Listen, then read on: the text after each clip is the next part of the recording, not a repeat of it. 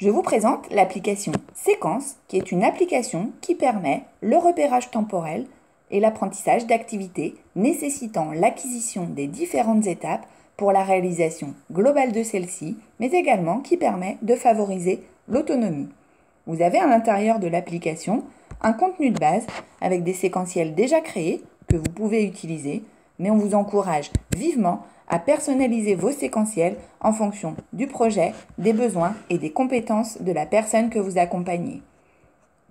J'ai créé une séquence qui s'appelle « Pour mettre mon masque ». Je vous montre. Pour mettre mon masque. Je me lave les mains. Je prends mon masque par l'élastique. Je le positionne derrière la première oreille. Vous pouvez agrandir le visuel pour faciliter la compréhension. Je le positionne derrière la première oreille. Je le positionne derrière la deuxième oreille. Le masque couvre le nez, la bouche et le menton. Je me lave les mains. Mon masque est correctement positionné. Je valide ma séquence et je suis félicitée de sa bonne réalisation. Vous pouvez à tout moment modifier un séquentiel que vous avez créé. Pour ce faire, Pour mettre mon masque. on choisit la séquence, créer, on appuie sur le petit rouage tout en bas à gauche, Pour mettre mon masque. puis éditer. Je me suis rendu compte que la personne accompagnée avait des difficultés à suivre les 3 étapes visuelles, prendre le masque par l'élastique, l'accrocher derrière la première oreille, puis l'accrocher derrière la deuxième oreille. Du coup, on va créer une étape vidéo qui va regrouper ces 3 étapes-là pour faciliter sa compréhension et la réalisation. Supprimer ces 3 étapes, je valide. Et puis, je vais créer mon étape vidéo en cliquant sur le petit plus dans le carré orange qui va se nommer «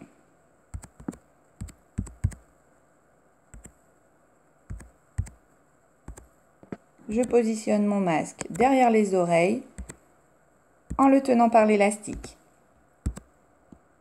À chaque étape, vous avez le choix de mettre soit de la photo, soit de la vidéo. Ici, on va choisir une vidéo déjà présente dans ma galerie d'images.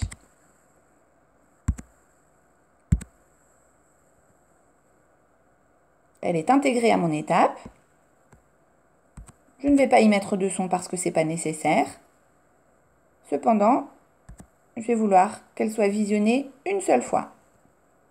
À chaque étape, vous avez également la possibilité de mettre un timer ou non pour faciliter l'enchaînement des étapes. Ici, ça ne va pas être nécessaire. Je valide mon étape. Je vais bien évidemment la réorganiser pour la mettre à la bonne place.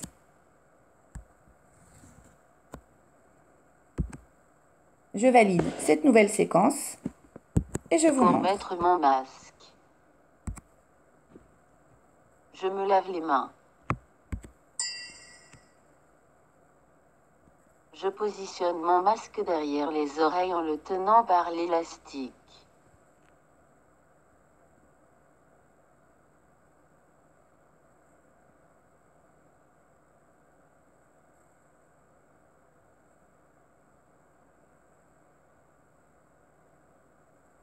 Et on peut continuer jusqu'à la fin de la séquence. Vous avez la possibilité également de créer des dossiers à l'intérieur desquels vous allez créer des séquentiels. Et vous avez, en appuyant sur la petite roue crantée de nouveau, mode édition permet de créer ces séquences, mais dans les paramètres généraux, vous pouvez choisir certains paramètres. L'accès protégé aux paramètres, quand il est activé, ça va demander la résolution d'une division pour protéger le contenu. Il y a des animations intermédiaires, des petites étoiles entre chaque étape pour encourager et féliciter à poursuivre. L'animation de fin que vous avez vue, où je suis renforcée et félicitée par rapport à la bonne réalisation de ma séquence.